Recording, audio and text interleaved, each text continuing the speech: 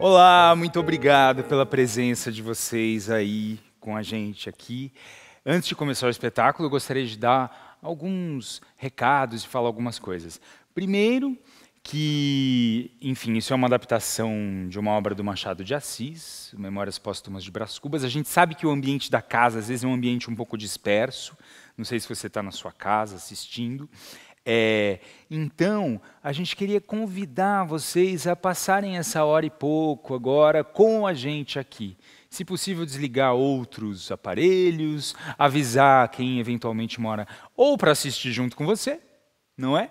Ou então para deixar você em paz um pouquinho, porque é uma montanha-russa maravilhosa para mim que faço e para você que assiste. Outra coisa que eu gostaria de falar é que tem uma palavra no texto que o Machado escreveu, e essa palavra mudou de sentido de quando ele escreveu lá no final do século XIX para agora, que é hipocondria.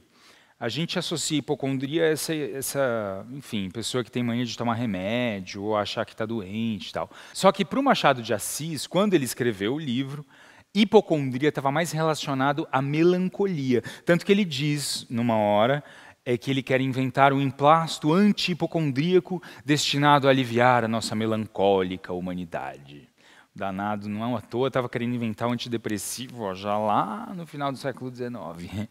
A outra coisa é que quando a gente faz a peça no teatro, tem uma cena, mais para o final da peça, que eu canto uma música com aquele chapéu ali, que chama Barrete. Aí, no final dessa música, eu convido a plateia a cantar junto comigo uma coisa e as pessoas, a gente distribui flores para quem está na primeira fileira, assim, as pessoas jogam as flores, é uma cena bem apoteótica, fica super bonito. As flores, a equipe que está aqui no teatro, com todas as medidas, precauções necessárias, vai jogar as flores para fazer a cena, mas você que está em casa, se quiser se juntar à cena, por que não? Então eu vou explicar rapidinho como é e você, se sentir vontade, participa. É assim, eu vou terminar de cantar a música com esse chapéu e aí eu vou falar assim: "Ô Brás, é demais! Ô Brás, é demais!" Aí eu convido todo mundo a repetir comigo, cantar junto comigo. "Ô Brás, é demais!" É demais para rimar com Brás, entendeu? 3 vezes só, tá? Então eu vou fazer assim: "Ô Brás, é demais! Ô Brás, é demais! Ô Brás, é demais!" Não fica repetindo infinitamente, que no teatro sempre tem um que esquece e continua falando, a cena fica engraçada, todo mundo dá risada, é ótimo. Mas é isso, muito obrigado, um ótimo espetáculo para todos nós e até breve.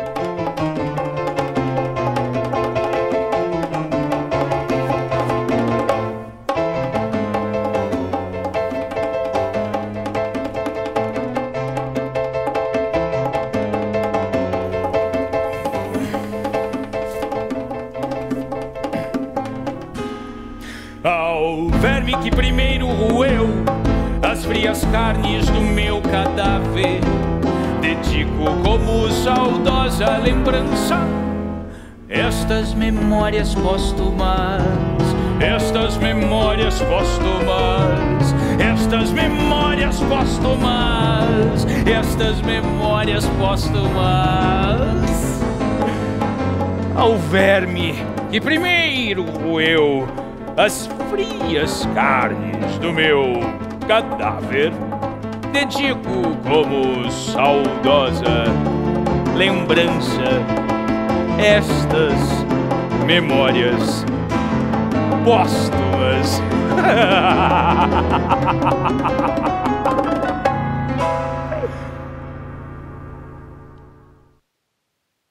Que Stendhal confessasse haver escrito um de seus livros para 100 leitores, coisa é que admira e consterna.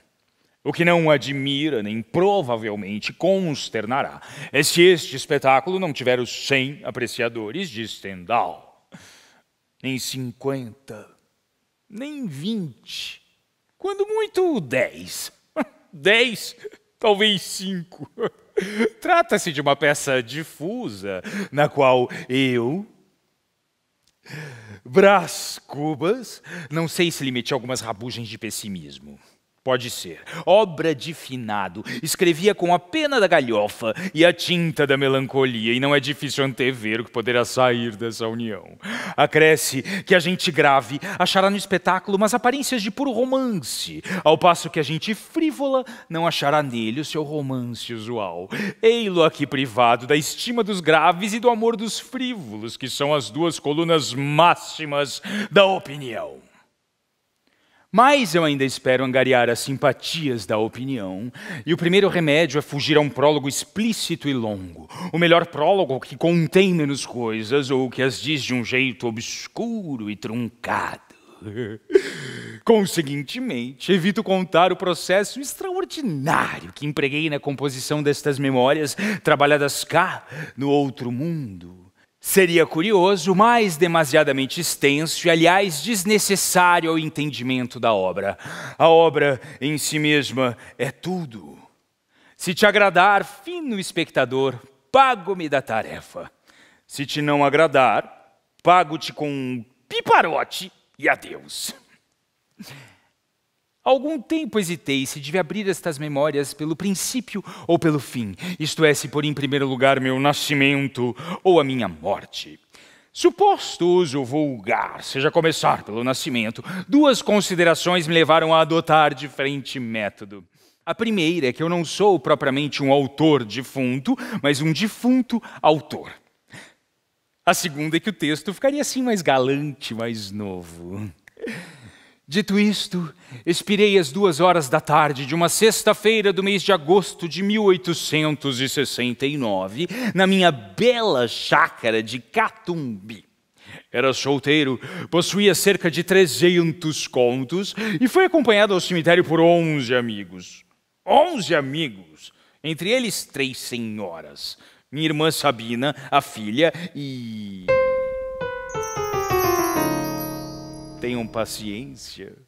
Daqui a pouco lhes direi quem era a terceira senhora. Contentem-se de saber que essa anônima, ainda que não parenta, padeceu mais do que as parentas. Não digo que se carpisse, não digo que se deixasse rolar pelo chão convulsa. Nem o meu óbito era coisa altamente dramática. Um solteirão que expira aos 64 anos não parece que reúne em si todos os elementos de uma tragédia. E dado que sim, o que menos convinha a essa anônima era aparentá-lo. Morri de uma pneumonia. Mas se lhe disser que foi menos a pneumonia do que uma ideia grandiosa e útil à causa da minha morte, é possível que o espectador me não creia. E todavia é verdade. Vou expor-lhe sumariamente o caso, julgue-o por si mesmo. Estando a passear na chácara, pendurou-se uma ideia no trapézio que eu tinha no cérebro. Uma vez pendurada, entrou a bracejar e a pernear. Súbito deu um salto. Decifra-me ou devoro-te. Essa ideia era nada menos que a invenção de um medicamento sublime, um emplasto antipocondríaco destinado a aliviar a nossa melancólica humanidade. Agora, porém, que estou cá do outro lado da vida, posso confessar tudo. O que me influiu principalmente foi o gosto de ver impressas nos jornais, folhetos, enfim, nas caixinhas do remédio, estas 3 palavras: emplasto, Brás Cubas. Para que negá-lo? Eu tinha paixão do cartaz. Talvez os modestos me arguam esse defeito. Fio, porém, que este talento me hão de reconhecer os hábeis. Assim, minha ideia tinha 2 faces, como as medalhas, uma virada para o público, outra para mim. De um lado, filantropia e lucro, do outro, sede de nomeada, digamos, Amor da glória.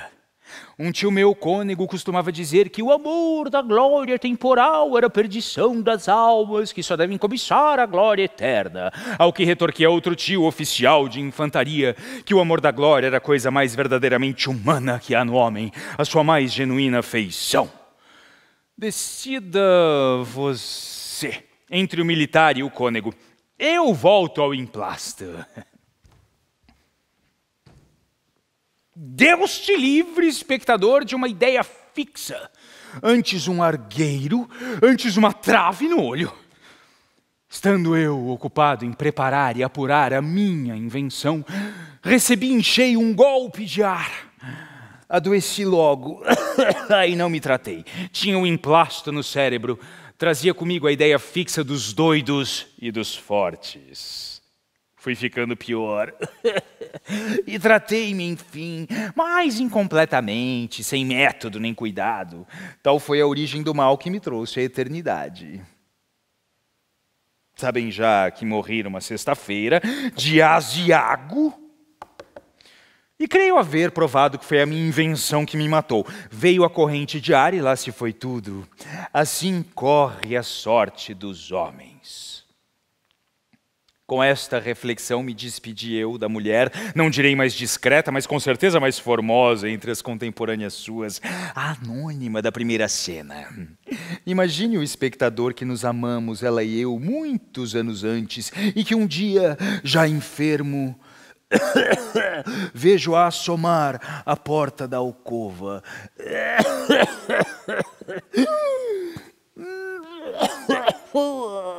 O que por agora importa saber é que Virgília, chamava-se Virgília, entrou na alcova, firme com a gravidade que lhe davam as roupas e os anos, e veio até o meu leito.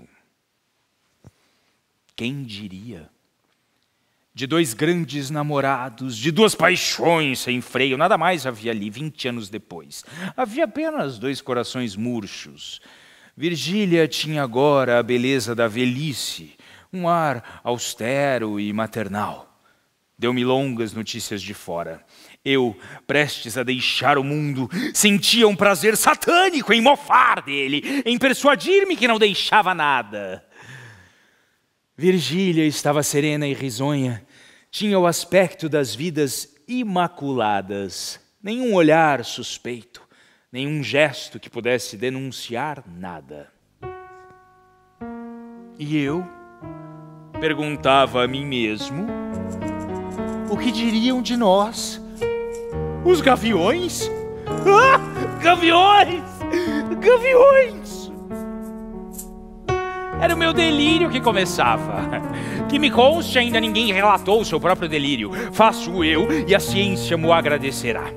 Se o espectador não é dado à contemplação destes fenômenos mentais, pode sair da sala. Mas, por menos curioso que seja, sempre digo que é interessante saber o que se passou na minha cabeça durante uns 20 a 30 minutos.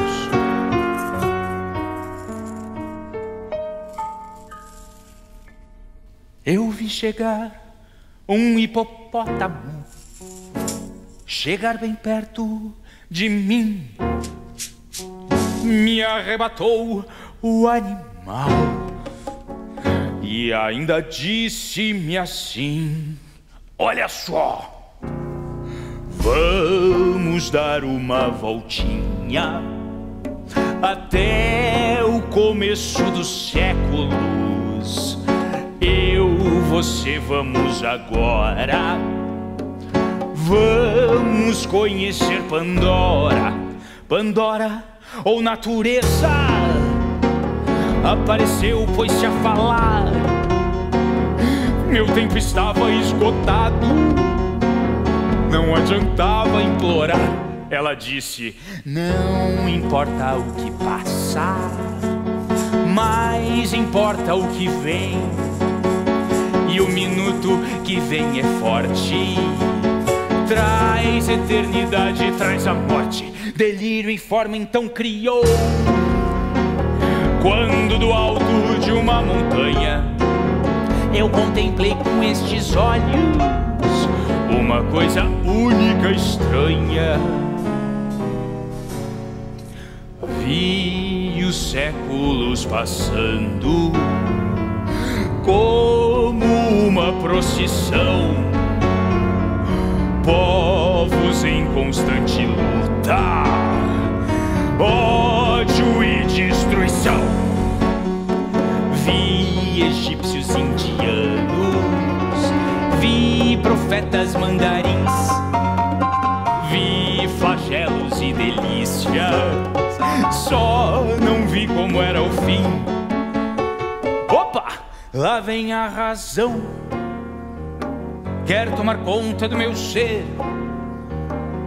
O delírio vai dançar, e essa dança eu quero ver.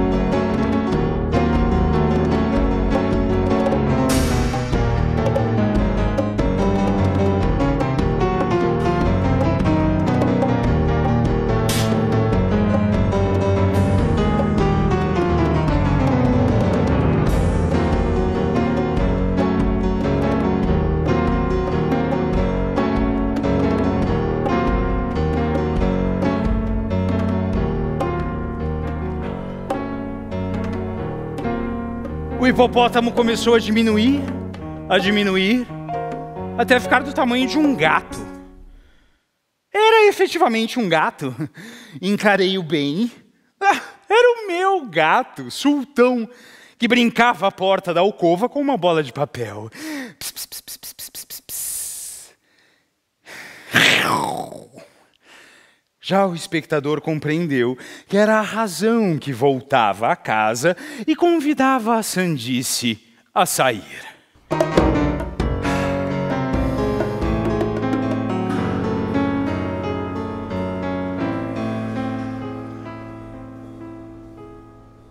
E vejam agora com que destreza, com que arte faço eu a maior transição desta peça.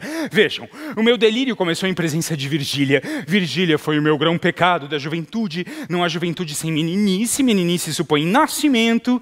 E eis aqui como chegamos nós, sem esforço, ao dia 20 de outubro de 1805, em que nasci.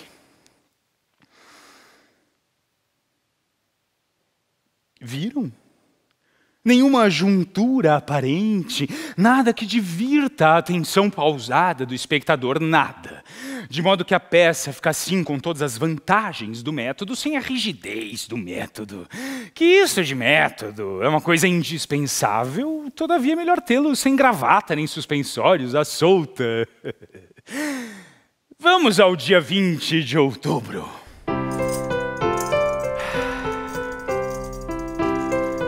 Naquele dia, a árvore dos cubas brotou uma graciosa flor. Nasci. Comecei a andar. E andava, provavelmente mal, mas andava. E fiquei andando. Um poeta dizia que o menino é pai do homem. Se isto é verdade, vejamos alguns lineamentos do menino. Desde os 5 anos, merecera eu a alcunha de menino diabo. E verdadeiramente não era outra coisa. Por exemplo, um dia quebrei a cabeça de uma escrava porque me negaram uma colher do doce de coco. E não contente com o malefício, deitei um punhado de cinza ao tacho e fui dizer à minha mãe que a escrava é que estragara o doce por pirraça. E eu tinha apenas 6 anos. Oi, tchucu, tchucu, tchucu. Meu pai tinha-me em grande admiração, e se às vezes me repreendia à vista de gente, fazia-o por simples formalidade. Em particular, dava-me beijos. Não se conclua daqui que eu levasse todo o resto da minha vida a quebrar a cabeça dos outros. Mas presunçoso e egoísta, isso fui. Afeiçoei-me à contemplação da injustiça humana. Inclinei-me a atenuá-la, explicá-la, classificá-la por partes, não segundo um padrão rígido, mas ao sabor das circunstâncias e lugares. Dessa terra e desse estrume é que nasceu esta flor. Mas eu não quero passar adiante sem contar sumariamente um galante episódio de 1814. Eu tinha 9 anos. Chegando ao Rio de Janeiro, a notícia da primeira queda de Napoleão, houve grande abalo em nossa casa. Minha família entendeu oportuno celebrar a destituição de Napoleão com um jantar. E tal jantar que o ruído das aclamações chegasse aos ouvidos de Dom João VI, ou quando menos de seus ministros. Dada a hora, achou-se reunida uma sociedade seleta. O doutor Vilaça, glosador insigne, pedia um mote, davam-lhe, ele glosava-o prontamente, logo pedia outro, mais outro. Quanto a mim, lá estava, solitário, a namorar certa compota da minha paixão. No fim de cada glosa, ficava muito contente, esperando que fosse a última. Mas não era. E a sobremesa continuava intacta. Pacientei quanto pude, e não pude muito. Pedi em voz baixa o doce. Enfim, berrei, bradei, bati com os pés. Minha tia arrancara-me da cadeira e entregara-me a uma escrava. Não foi outro o delito do doutor Vilaça. Retardar a sobremesa e der a causa à minha exclusão. Tanto bastou para que eu cogitasse uma vingança grande e exemplar. Ele era um homem grave, o doutor Vilaça. 47 anos, casado e pai. Entrei a espreitá-lo, a segui-lo na chácara. Vi-o conversar com Dona Eusébia. Tinham penetrado uma pequena moita. Puxou-a para si. Ela resistiu um pouco, mas deixou-se ir. Uniram os rostos e eu ouvi estalar, muito ao de leve, um beijo. O mais medroso dos beijos. O doutor Vilaça deu um beijo em Dona Eusébia! Foi um estouro esta minha palavra. A estupefação imobilizou a todos. Trocavam-se sorrisos, as mães arrastavam as filhas. Meu pai puxou-me as orelhas, irritado deveras com a indiscrição. Mas no dia seguinte, ao almoço, lembrando o caso, sacudiu-me o nariz a rir. Abrejeiro, abrejeiro.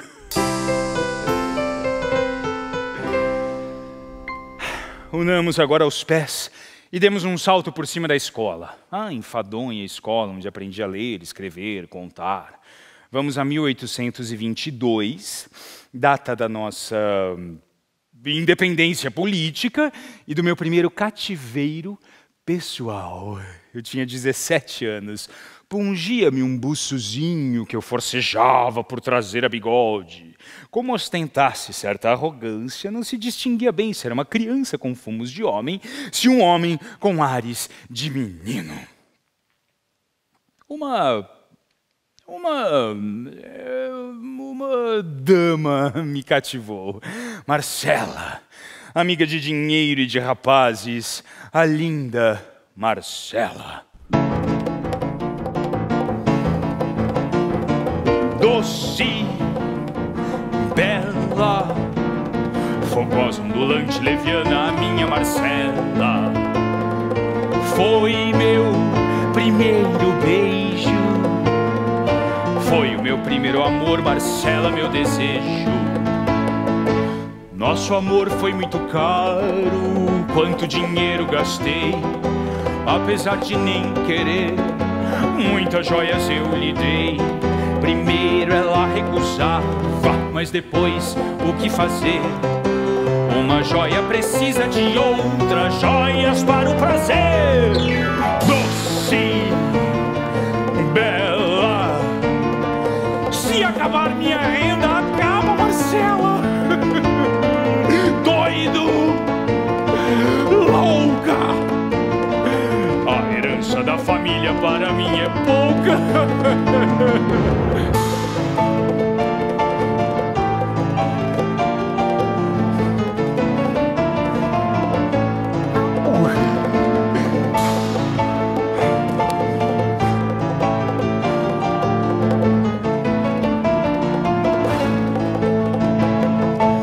Marcela amou-me durante 15 meses e 11 contos de réis, nada menos. Meu pai, logo que teve aragem dos 11 contos, sobressaltou-se deveras. Achou que o caso excedia as raias de um capricho juvenil. Tomaram-me pelos braços, meu pai à direita, meu tio Cônego à esquerda, e me levaram à casa do intendente de polícia, de onde fui transportado a uma galera que devia seguir para Lisboa. Segui barra fora, abatido e mudo, não chorava sequer, tinha uma ideia fixa, malditas ideias fixas! A dessa ocasião era dar um mergulho no oceano, repetindo o nome de Marcela Doce, Bela. Adeus, Rio. Adeus, Marcela. Não sei se o capitão do navio suspeitou alguma coisa do meu fúnebre projeto, ou se meu pai o pôs de sobreaviso. Sei que não me tirava os olhos de cima. Uma noite, achei ensejo propício para morrer. Subi cauteloso.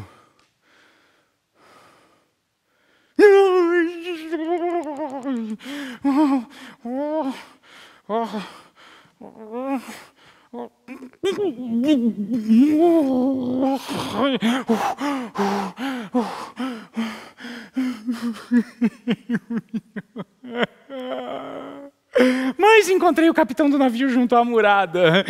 O capitão sacou um pedaço de papel muito amarrotado e leu uma ode horaciana sobre a liberdade da vida marítima. Eram versos dele. Achei os versos perfeitos de Marujo, o poeta.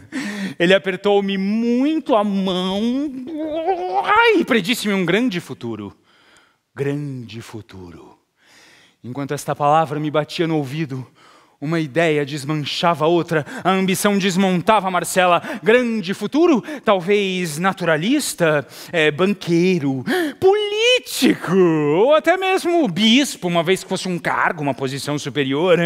Adeus, amores, adeus, Marcela, dias de delírio, joias sem preço, vida sem regime, adeus, cá me voam as fadigas e a glória. E foi assim que desembarquei em Lisboa, e segui para Coimbra. A universidade esperava-me com as suas matérias árduas. Estudei-as muito mediocremente, e nem por isso perdi o grau de bacharel.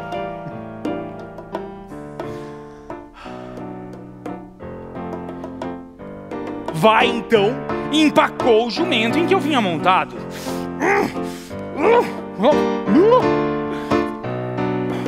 O pé esquerdo me ficou preso no estribo.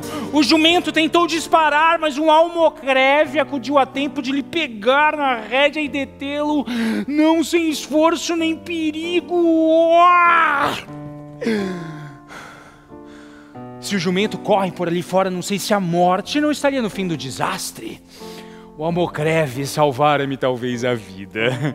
Bom carregador. Resolvi dar-lhe 3 moedas de ouro, não porque tal fosse o preço da minha vida. Essa era inestimável, mas porque era a recompensa digna da dedicação com que ele me salvou. Está dito, dou-lhe as 3 moedas. Cogitei se não era excessiva a gratificação. Se não bastavam 2 moedas, talvez uma. Com efeito, uma moeda era bastante para lhe dar estremeções de alegria. Examinei-lhe a roupa.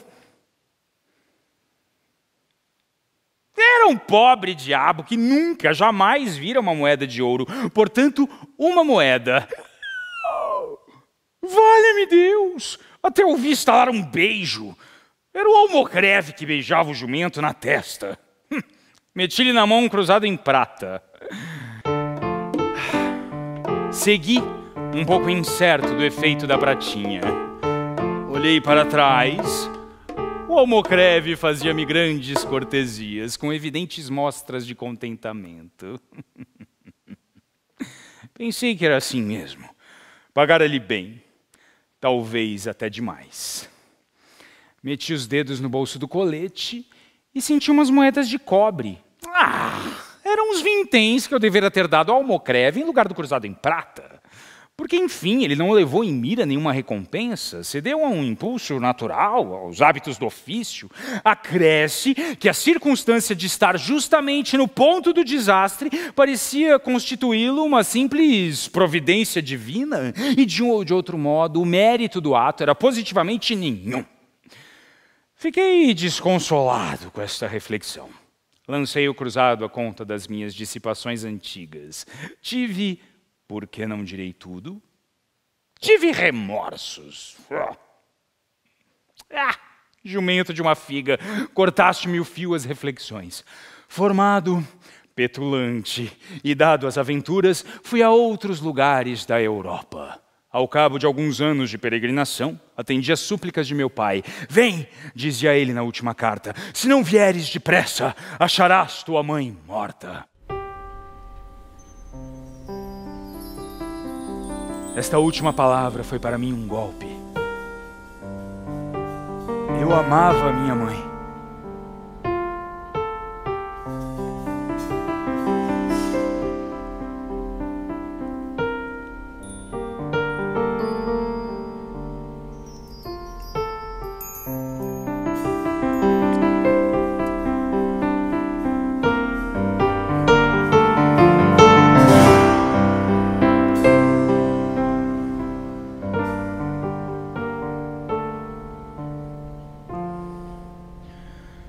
Disparei como uma bala na direção do Rio de Janeiro.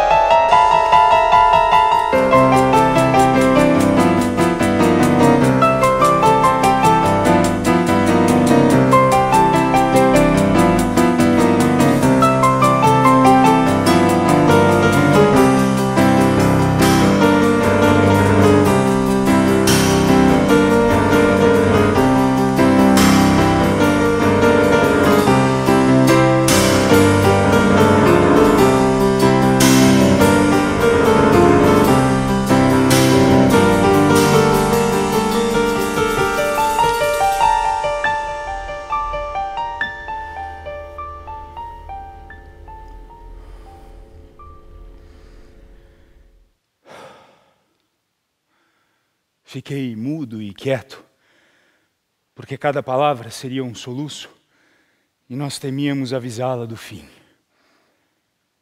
Vão temor. Minha mãe sabia que estava prestes a acabar. Era um cancro no estômago. A infeliz padecia de um modo cru, porque o cancro é indiferente às virtudes do sujeito. Quando rói. Roer é seu ofício. Longa foi a agonia. Essa era a primeira vez que via morrer alguém.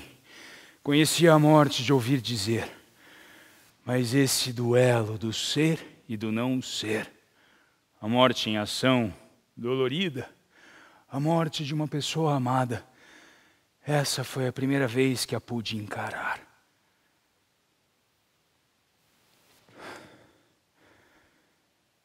Não chorei. Triste cena. Passemos a outra mais alegre. Senhores vivos! Não há nada tão incomensurável como o desdém dos finados. Se em vida o medo triunfava, hoje não estou preocupado. Os disfarces, os interesses vis, a cobiça, o que não pude quis, mas na pensar. Que desabafo em liberdade, confessar francamente o que deixou de ser, assumir a mediocridade.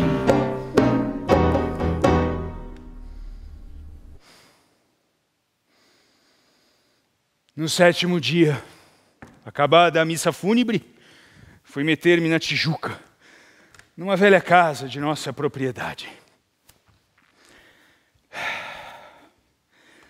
Renunciei tudo. Tinha o espírito atônito. Creio que por então é que começou a desabotoar em mim a hipocondria, esta flor amarela e mórbida.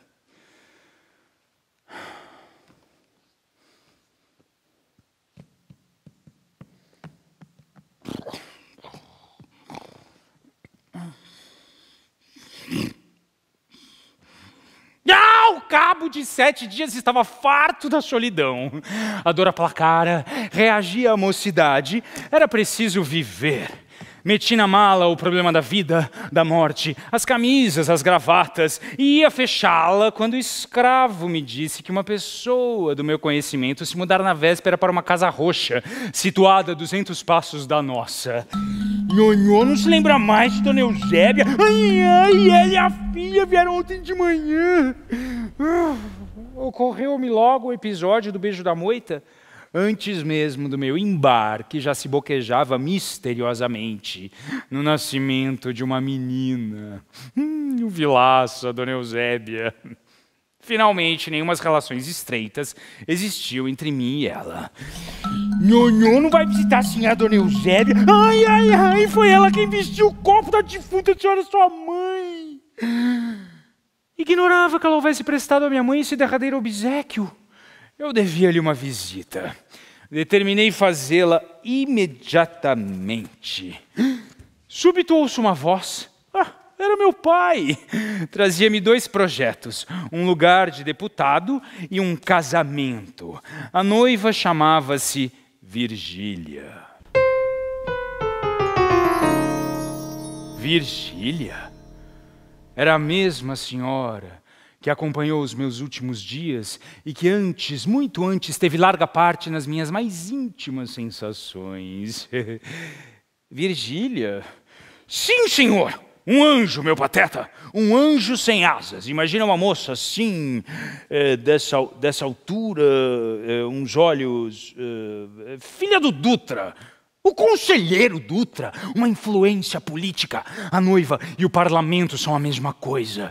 Não gastei dinheiro para te não ver brilhar. É preciso continuar o nosso nome. Olha que mais seguro é valer pela opinião dos outros homens. Não estragues as vantagens da tua posição, os teus meios. E a flor da hipocondria recolheu-se ao botão para deixar a outra flor, menos amarela e nada mórbida. O amor da glória. Dispus-me a aceitar o casamento com Virgília e a Câmara dos Deputados. Enfim, fui fazer a visita a Dona Eusébia. Nisto recordei-me do beijo da moita, ela, o doutor Vilaça, o meu grito. E estando a recordá-lo, ouço um ranger de porta, um farfalhar de saias e esta palavra. Mamãe. Mamãe! A voz e as saias pertenciam a uma mocinha morena que se deteve alguns instantes ao ver gente estranha. Eugênia, a flor da moita.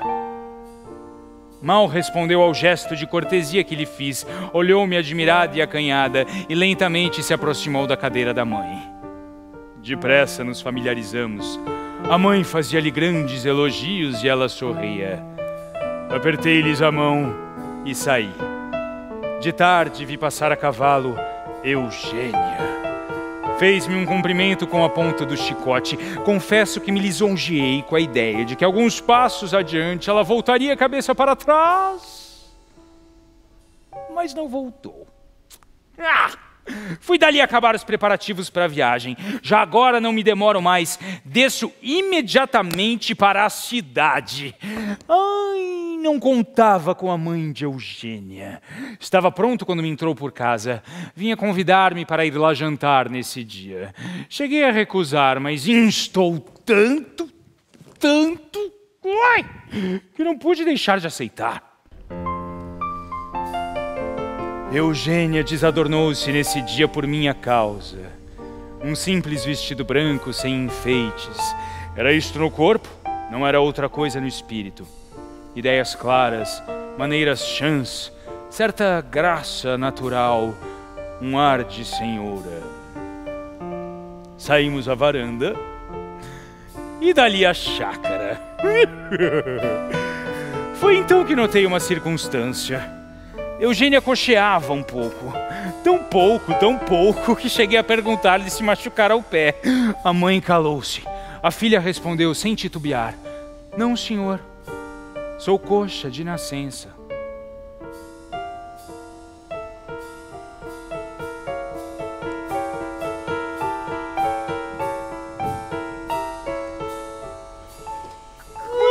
Mandei-me a todos os diabos.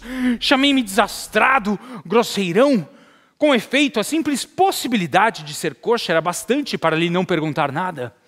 Então ocorreu-me que na véspera a moça chegara-se lentamente junto à cadeira da mãe e que naquele dia já achei a mesa de jantar. Talvez fosse para encobrir o defeito, mas por que razão o confessava agora? Olhei para ela e reparei que ia triste. Vimos toda a chácara, ao passo que eu, de soslaio, sondava os olhos de Eugênia. Palavra que o olhar de Eugênia não era coxo, mas direito, perfeitamente são.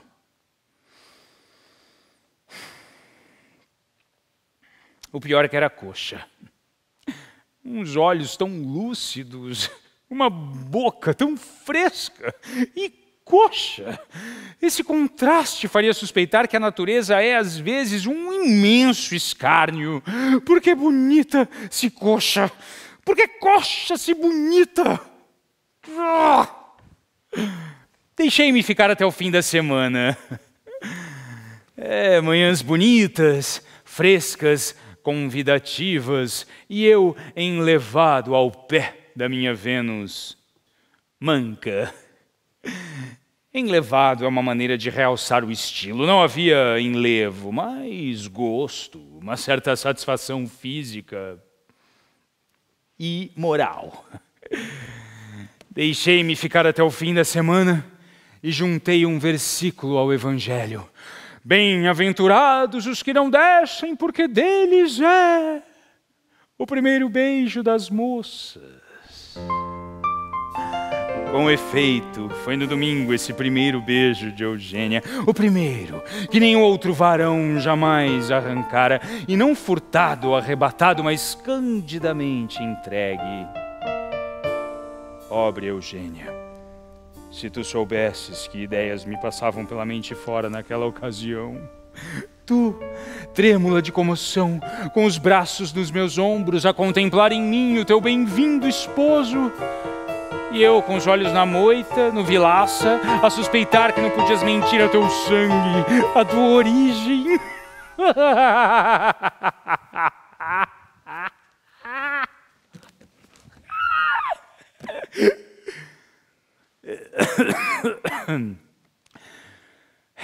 Há aqui, entre as 5 ou 10 pessoas que me assistem, há aqui uma alma sensível, que está de certo um tanto zangada com a cena anterior.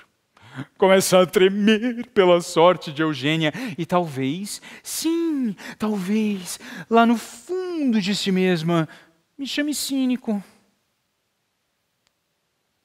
Eu, cínico, alma sensível, pela coxa de Diana, esta injúria merecia ser lavada com sangue, se o sangue lavasse alguma coisa neste mundo. Não, alma sensível, eu não sou cínico, eu fui homem. Acabemos de uma vez com essa flor da moita.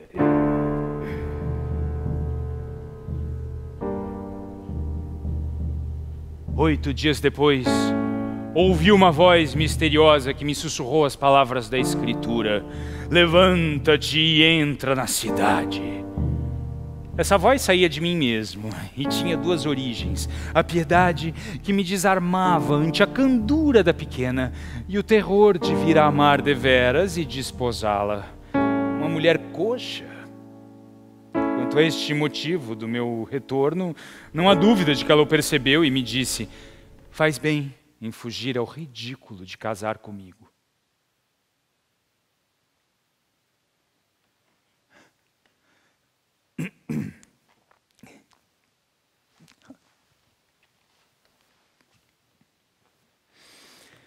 Desci da Tijuca na manhã seguinte, um pouco amargurado, outro pouco satisfeito. Dizia a mim mesmo que era justo obedecer a meu pai, que era conveniente abraçar a carreira política, que a Constituição, que a minha noiva, que o meu cavalo. Enfim, eis aqui Virgília. Fomos, papai e eu, à casa de Virgília e o pai dela achou que a minha candidatura era legítima. Convinha, porém, esperar alguns meses. Fitei Virgília de um certo modo, e o nosso olhar primeiro foi pura e simplesmente conjugal. No fim de um mês estávamos íntimos. Virgília era um diabrete angélico e Então apareceu Lobo Neves e me arrebatou Virgília e a candidatura.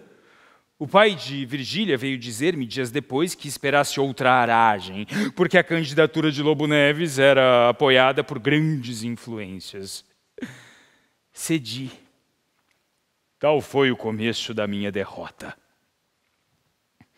Uma semana depois, Virgília perguntou a Lobo Neves a sorrir quando ele seria ministro. Desde então fiquei perdido. Meu pai ficou atônito com o desenlace e quer me parecer que não morreu de outra coisa. Eram tantos os castelos que engenhara que não podia vê-los assim esboroados sem padecer um forte abalo no organismo. Morreu daí a 4 meses. Teve ainda meia hora de alegria. Foi quando um dos ministros o visitou. Mas a tristeza tornou logo. A tristeza de morrer sem me ver posto em algum lugar alto, o que, aliás, me cabia. Cubas! Luto pesado. Jantamos tristes. Meu tio Cônego apareceu à sobremesa e ainda presenciou uma pequena altercação. Meus filhos, lembrem-se que meu irmão deixou um pão bem grande para ser repartido por todos. Mas meu cunhado respondeu que a questão não era de pão, era de manteiga.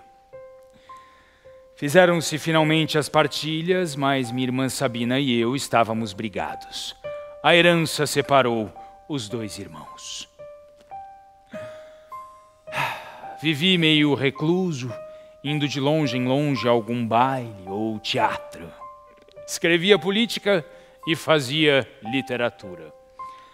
Quando me lembrava do Lobo Neves, que era já deputado, e de Virgília, perguntava a mim mesmo por que não seria melhor deputado do que Lobo Neves, eu que valia mais, muito mais do que ele.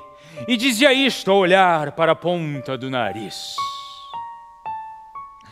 Uma noite foi visitar-me o primo de Virgília. Os versos dele agradavam e valiam mais do que os meus. Mas ele tinha necessidade da aprovação de alguns, que lhe confirmasse o aplauso dos outros. Pobre primo, apenas escrevia alguma coisa, corria à minha casa, à espreita de algum juízo, uma palavra que lhe aprovasse a recente produção. Eu falava-lhe de 1000 coisas diferentes, de tudo, menos dos seus versos. Ele torcia a rédea da conversa para o seu assunto, eu torcia a rédea para o outro lado, até que ele empacava de todo e saía triste. Minha intenção era fazê-lo duvidar de si mesmo, desanimá-lo, eliminá-lo. E tudo isso a olhar para a ponta do nariz.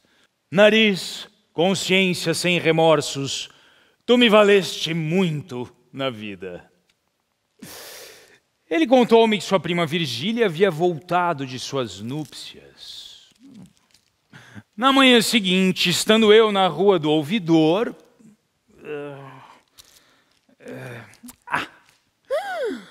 vi assomar à distância uma mulher esplêndida. Era Virgília. Cortejamo-nos. Ela seguiu com o marido, entrou na carruagem. Fiquei atônito. Depois encontrei-a num baile. Creio que chegamos a trocar 2 ou 3 palavras. Mas no outro baile, dado daí a um mês, a aproximação foi maior e mais longa, porque conversamos e valsamos.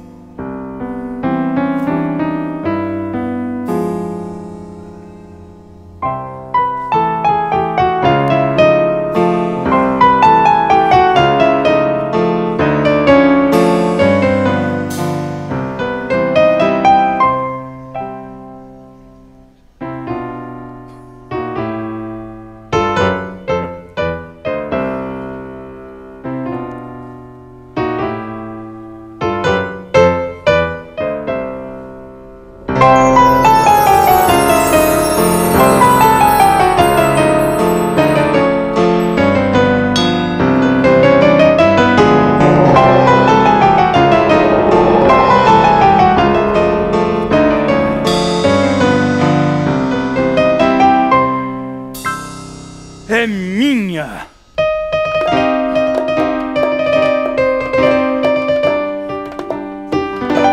Uma moeda! É minha! Naquela noite não pensei mais na moeda, mas na manhã seguinte, relembrando o caso, senti uns repelões da consciência e uma voz que me perguntava por que diabo seria a minha uma moeda que eu não herdara nem ganhara, mas somente achara na rua. Definitivamente não era minha. Era de outro, daquele que a ganhara, rico ou pobre. E talvez fosse pobre, algum operário que não teria com que dar de comer à mulher e aos filhos. Mas se fosse rico, meu dever ficava o mesmo. Cumpria restituir a moeda. Enviei uma carta ao chefe de polícia remetendo-lhe o achado e rogando-lhe que fizesse devolvê-lo às mãos do verdadeiro dono.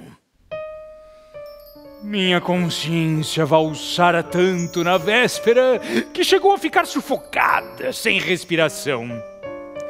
Mas a restituição da moeda foi uma janela que se abriu para o outro lado da moral. Entrou uma onda de ar puro e a pobre consciência respirou à larga.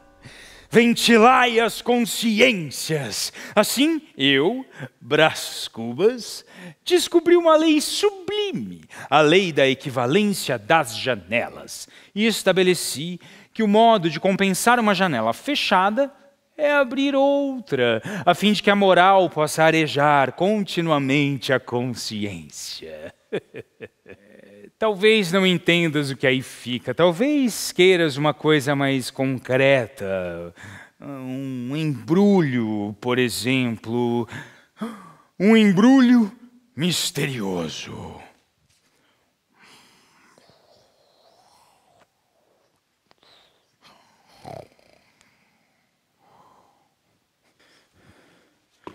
Pois toma lá o teu embrulho misterioso. Foi o caso que alguns dias depois, indo eu a Botafogo,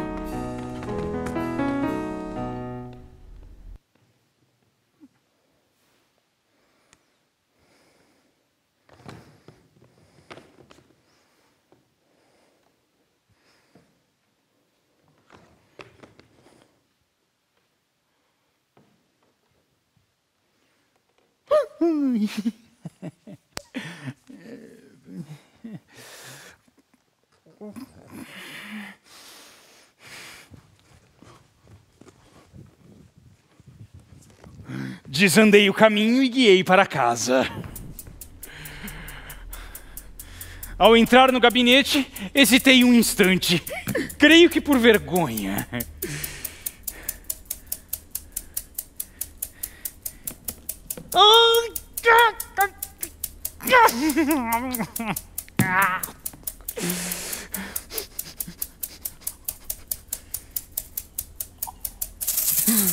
Era tarde. A curiosidade estava aguçada, como deve estar a do espectador.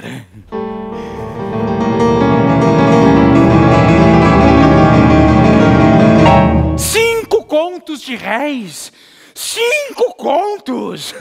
Um achado raro. Ri-me dos meus cuidados maternais a respeito de 5 contos. Eu que era abastado. Pensei o menos que pude nos 5 contos. Gostava de falar de todas as coisas, menos de dinheiro. Principalmente dinheiro achado. Todavia, não era crime achar dinheiro. Não, era uma felicidade. Talvez um lance da providência. Não se perdem 5 contos. 5 contos levam-se com 30.000 sentidos. Não se lhes tiram os olhos de cima. Nem as mãos, nem o pensamento. E para se perderem assim tolamente numa praia é necessário que... Crime que não podia ser o achado. Era um achado, como a sorte grande, como os ganhos de um jogo honesto. E direi até que a minha felicidade era merecida, porque eu não me sentia mal.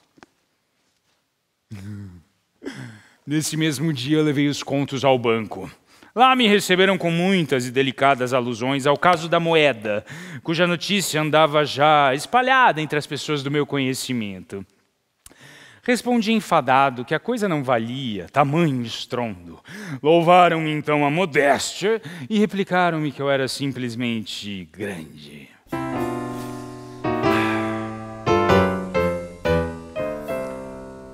Virgília é que não se lembrava mais do caso da moeda. Toda ela estava concentrada em mim, nos meus olhos, na minha vida, no meu pensamento. Mas com a breca, um dia vimos-nos, tratamos o casamento, desfizemos-lo, separamos-nos a frio, sem dor, porque não houvera paixão nenhuma.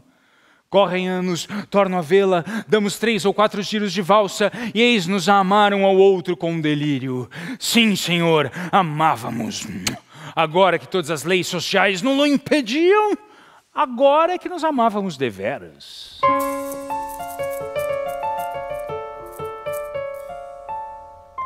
Um dia fui andando, até que vi um dos ministros, meu antigo companheiro de colégio.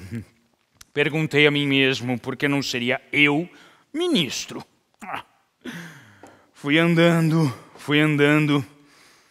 Alguns instantes depois, vejo encaminhar-se para mim uma pessoa que me não pareceu desconhecida. Era o Quincas Borba, um outro companheiro de colégio. Quincas Borba? Brás Cubas! Não é preciso contar-lhe nada, o senhor adivinha tudo. Uma vida de misérias e de lutas. Acaba um mendigo. Eu nada peço, a não ser dinheiro. Dinheiro sim, porque é necessário comer. Escolhi uma nota, a menos limpa, e dei-lhe.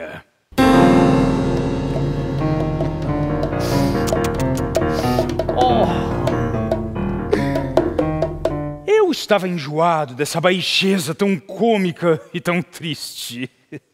Não vá sem eu lhe ensinar a minha filosofia da miséria.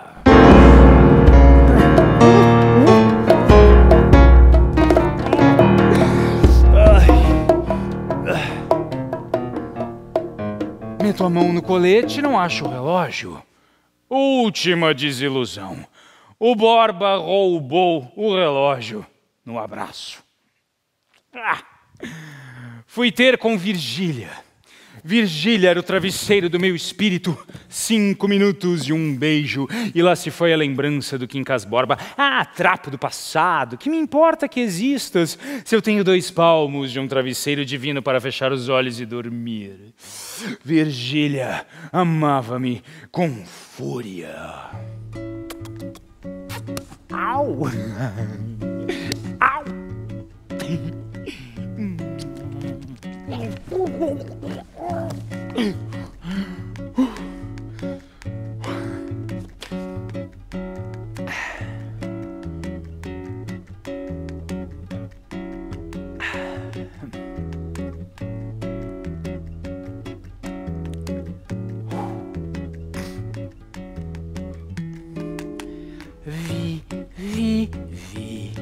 Virgília,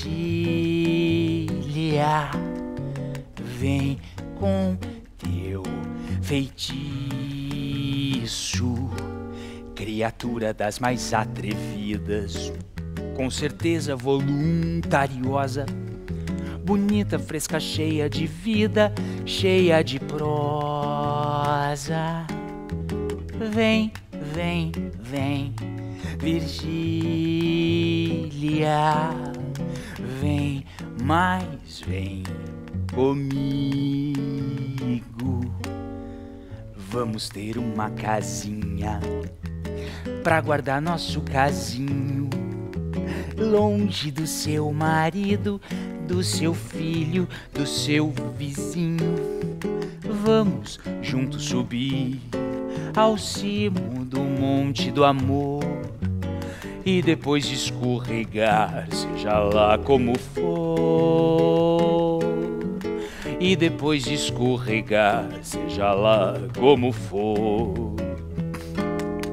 Vem, vem, vem, Virgília, vem, mas vem comigo. Vamos ter uma casinha pra guardar nosso casinho, longe do seu marido, do seu filho, do seu vizinho. Vamos juntos subir ao cimo do monte do amor, e depois de escorregar, seja lá como for. E depois de escorregar, seja lá como for. Pa, parararara, para, parararara, uabadabadababa, amapá, paraná. Uabadabadababa, amapá, paraná. Virgília, Virgília.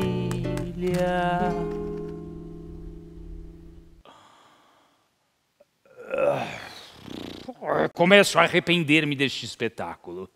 Não que ele me canse, eu não tenho o que fazer. E realmente, interpretar algumas magras cenas para este mundo sempre é tarefa que distrai um pouco da eternidade. Mas, o teatro é enfadonho, cheira a sepulcro, traz certa contração cadavérica, vício grave e, aliás, ínfimo, porque o maior defeito desta peça és tu, espectador. Tu tens pressa de envelhecer e o espetáculo anda devagar.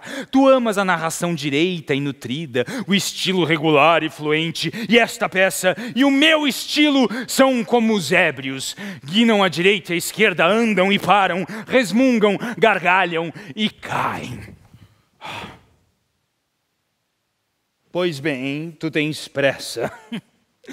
De um salto conto que houve a reconciliação entre Sabina e eu. Afinal, era minha irmã, meu sangue, um pedaço de minha mãe. Sabina reaproximou-se e possuía uma obstinação. Queria ver-me casado. O caso dos meus amores andava mais público do que eu podia supor. Virgília era um belo erro. E é tão fácil confessar um belo erro. Por esse tempo recebi uma carta extraordinária, acompanhada de um objeto não menos extraordinário. Eis o que a carta dizia. Meu caro Cubas, há tempos tomei-lhe de empréstimo um relógio. Tenho a satisfação de restituir-lhe com esta carta. saiba que muita coisa aconteceu desde que nos encontramos. E, finalmente, almoço. Dito isto, peço licença para ir um dia destes expor-lhe um novo sistema de filosofia. Chamo-lhe humanitismo de humanitas, o princípio das coisas. Até breve, saudades do velho amigo Quincas Borba. A restituição do relógio excluía toda a ideia de burla e loucura. Naturalmente, o Quincas Borba recebera uma herança de algum dos seus parentes de Minas e a riqueza devolvera-lhe a primitiva dignidade.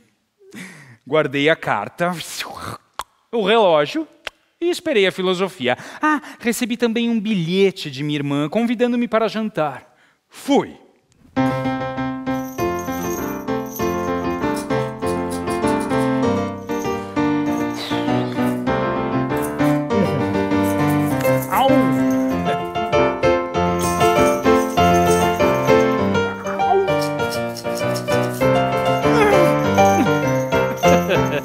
Que suplício que foi o jantar! Felizmente, minha irmã Sabina fez-me sentar ao pé de Nhaloló. Nhaloló dava-se ao esforço de mascarar a inferioridade da família. Faltava-lhe elegância, mas compensava com os olhos, que só tinham um defeito de se não arrancarem de mim. Minha irmã Sabina veio até a porta e perguntou-me que tal achara de Nhaloló. Disse-me que, querendo ou não, eu havia de me casar com ela. Disse adeus à minha irmã e às suas ameaças e fui para casa. Foi então que uma interrogação percorreu o meu cérebro. Perguntava a mim mesmo se não era tempo de levantar e espairecer. Meu coração tinha ainda que explorar. Não me sentia incapaz de um amor casto, severo e puro. Em verdade, as aventuras são a parte vertiginosa da vida, isto é, a exceção. Eu estava enjoado delas. Não sei até se me afligia algum remorso. Vi-me logo sentado ao pé de uma mulher adorável, diante de um baby. Um baby! Vocês devem estar se perguntando, e Virgília? O marido de Virgília foi nomeado presidente de província no norte.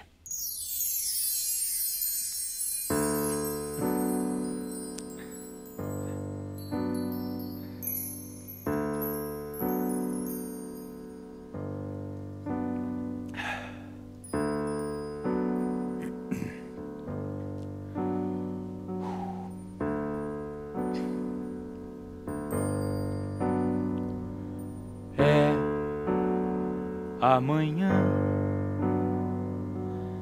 é amanhã.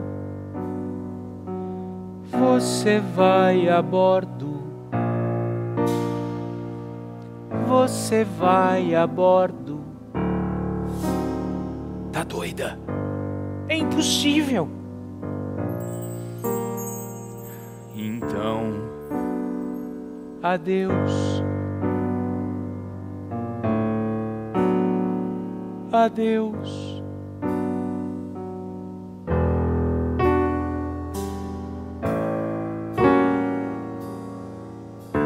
Talvez 2 anos.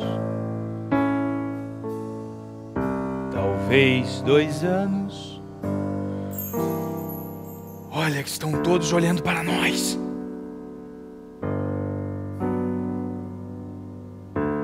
Até breve. Adeus.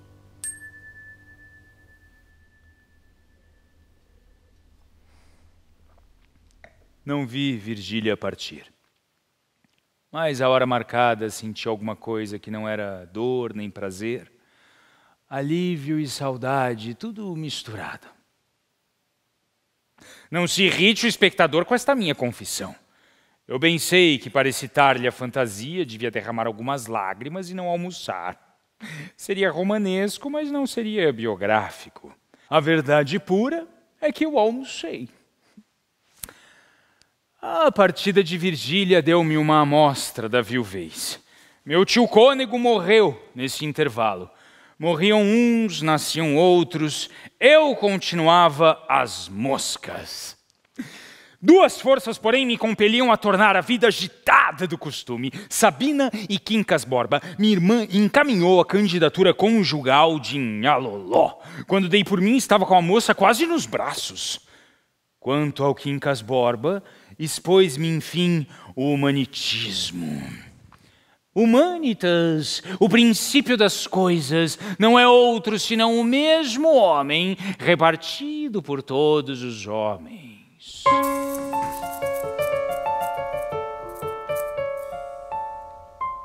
Como não me parecesse assaz clara esta exposição, Quincas Borba explicou-me que o humanitismo ligava-se ao brahmanismo na distribuição dos homens pelas diferentes partes do corpo.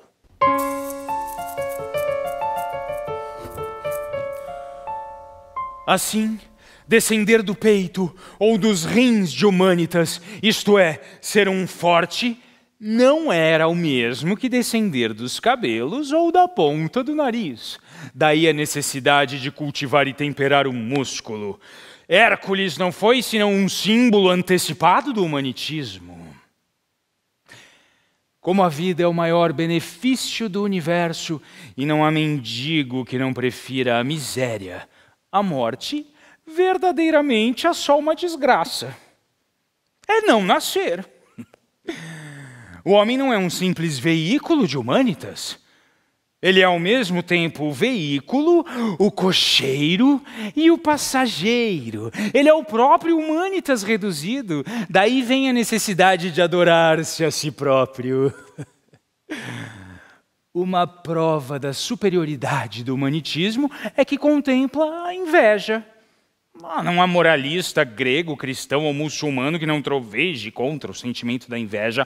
Ora, o humanitismo abre mão dos velhos preconceitos e estuda a inveja, este sentimento tão sutil. A inveja não é senão uma admiração que luta. E sendo a luta a grande função do gênero humano, todos os sentimentos belicosos são os mais adequados à sua felicidade. A guerra, que parece uma calamidade, é uma operação conveniente. Daí vem que a inveja é uma virtude. A clareza da exposição, a lógica dos princípios, tudo isso parecia superiormente grande. Outra força que me chamava ao bulício era o gosto de luzir e, sobretudo, a incapacidade de viver só. A multidão atraía-me, o aplauso namorava-me.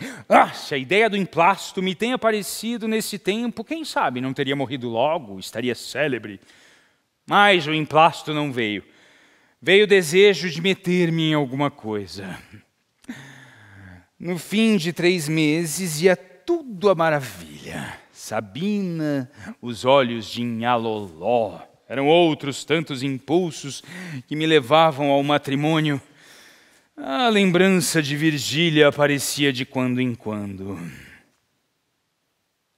Certo domingo, Nhaloló, minha futura esposa, me puxou brandamente pelo braço. Vínhamos da missa. Fazia bom tempo, um sol delicioso e forte. Tão forte que abri logo o guarda-sol, por modo que ajuntei uma página à filosofia do Quincas Borba. Humanitas beijou Humanitas. Que há entre a vida e a morte? Uma curta ponte. Contudo, se eu não representasse esta cena, padeceria o espectador um forte abalo, assaz danoso ao efeito da peça. Saltar de um retrato a um epitáfio pode ser real e comum, mas o espectador não se refugia no teatro senão para escapar à vida. Não digo que este pensamento seja meu, digo que há nele uma dose de verdade.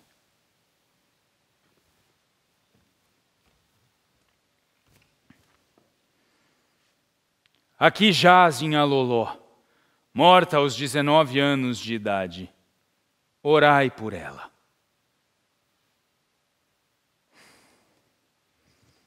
ficam sabendo que Nhaloló morreu. O epitáfio diz tudo. Foi por ocasião da primeira entrada da febre amarela. Não digo mais nada, a não ser que a acompanhei até o último jazigo e me despedi triste. Mas sem lágrimas. Concluí que talvez não a amasse deveras. Quincas Borba explicou-me que epidemias eram úteis à espécie, embora desastrosas para uma certa porção de indivíduos. Mas havia uma vantagem: a sobrevivência do maior número. Chegou a perguntar-me se no meio do luto geral não sentia eu alguma espécie de encanto secreto em ter escapado às garras da peste. Mas essa pergunta era tão insensata que ficou sem resposta. Ah, sim!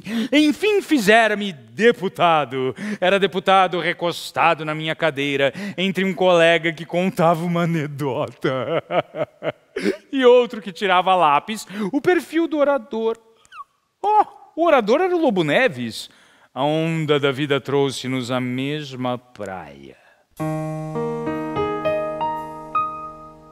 Virgília podia tornar, e tornou. Mas o eflúvio da manhã, quem é que o pediu ao crepúsculo da tarde? A primeira vez que pude falar a Virgília depois de seu regresso foi num baile. Conversamos muito. Depois retirou-se. Fui vê-la descer as escadas e não sei por que fenômeno de ventriloquismo cerebral murmurei comigo esta palavra profundamente retrospectiva. Magnífica. Na Câmara eu não havia intervindo até então nos grandes debates. Carregava a ambição de ser ministro. Cortejava a pasta por meio de chás, comissões e votos. E a pasta não vinha. Urgia apoderar-me da tribuna. Comecei devagar, discutindo-se o orçamento da justiça. Aproveitei o ensejo para perguntar modestamente ao ministro se não julgava útil diminuir o barrete da Guarda Nacional. Demonstrei que não era indigno das cogitações de um homem de Estado.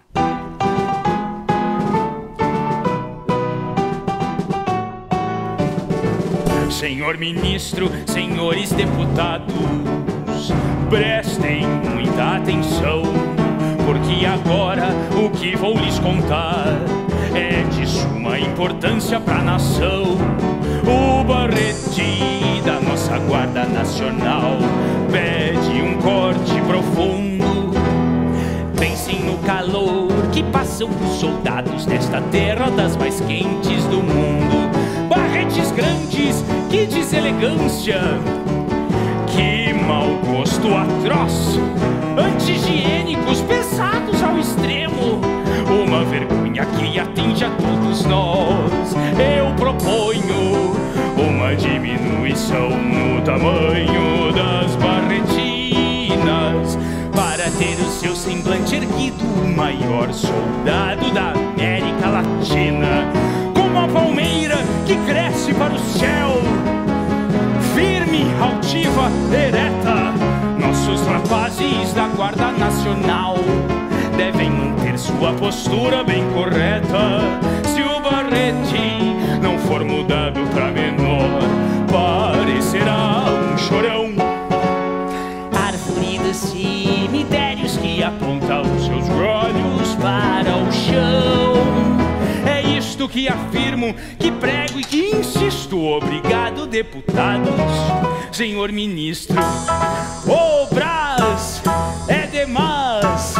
O Brás é demais. O Brás é demais.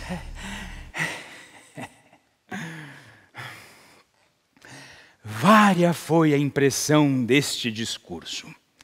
Quanto à parte literária e filosófica, a opinião foi só uma. Disseram-me todos que era completo e que de um barrete ninguém conseguira tirar tantas ideias. Mas a parte política foi considerada por muitos um verdadeiro desastre parlamentar.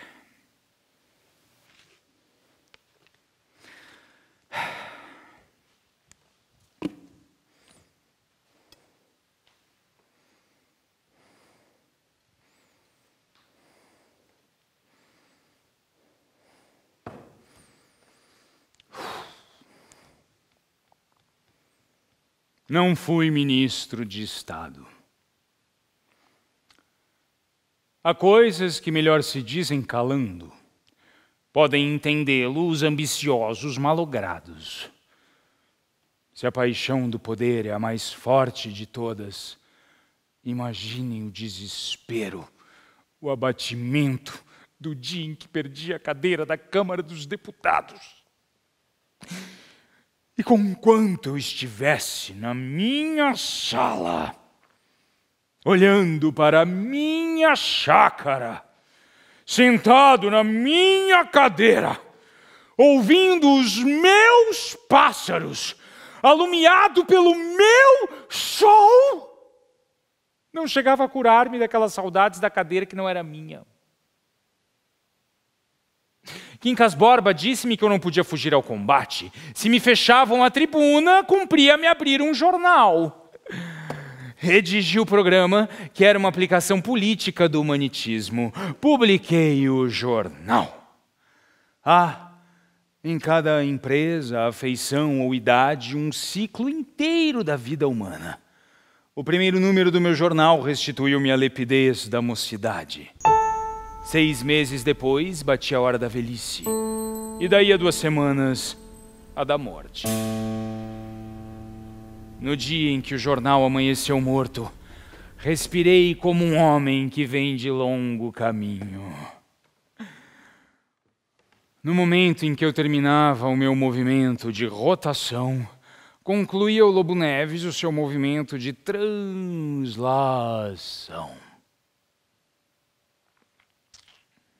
Morria.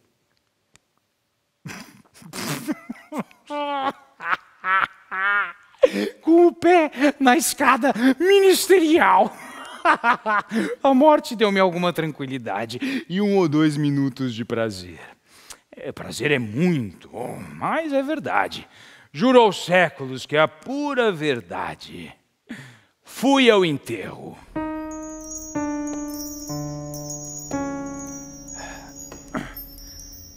Achei Virgília a soluçar. Ao sair o enterro, abraçou-se ao caixão. Saí fingindo ler os epitáfios. Não podia sacudir dos olhos a cerimônia do enterro, nem dos ouvidos os soluços de Virgília. Virgília traíra o marido com sinceridade e agora chorava-o com sinceridade. E veja agora minha modéstia. Filiei-me numa irmandade, exerci ali alguns cargos. Foi essa a fase mais brilhante de minha vida. Os quadros eram tristes, tinham a monotonia da desgraça, que é tão aborrecida como a do gozo. Mas a alegria que se dá à alma dos doentes e dos pobres é recompensa de algum valor. E não me digam que é negativa, por só recebê-la obsequiado. Não, eu recebia de um modo reflexo e ainda assim grande. Tão grande que me dava excelente ideia de mim mesmo. No fim de alguns anos estava enjoado do ofício e deixei-o, não sem um donativo importante que me deu direito ao retrato na sacristia. Não acabarei sem dizer que vi morrer no hospital da Irmandade. Adivinhem quem?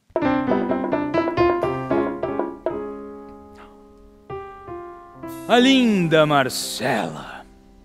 E via-a morrer no mesmo dia em que, visitando um cortiço para distribuir esmolas, achei... agora que não são capazes de adivinhar.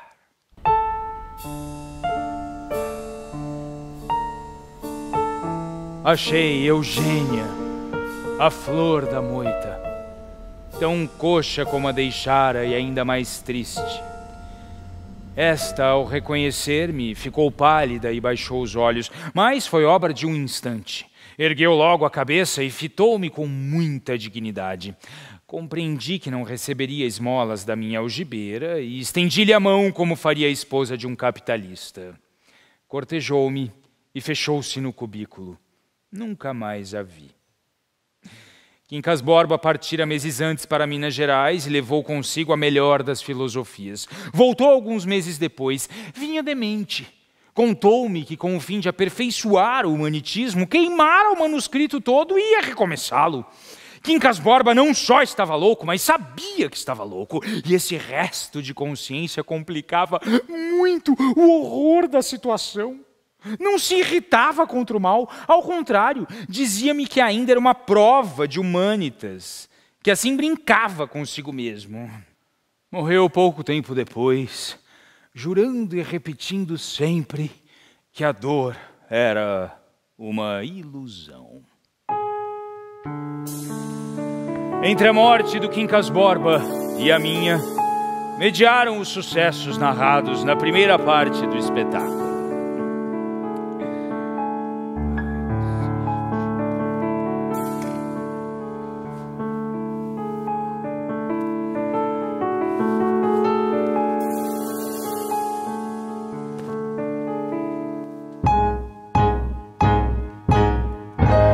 O homem é uma errata pensante.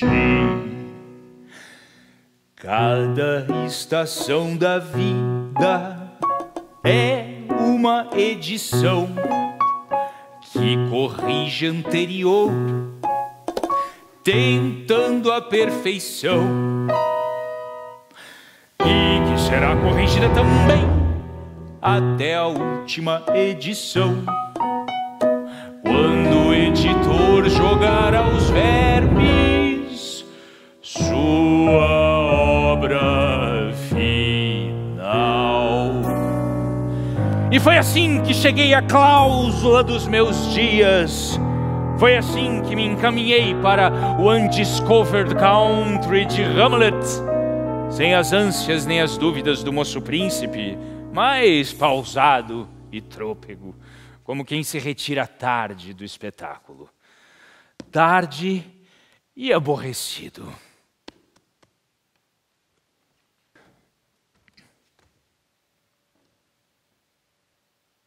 Esta última cena é toda de negativas.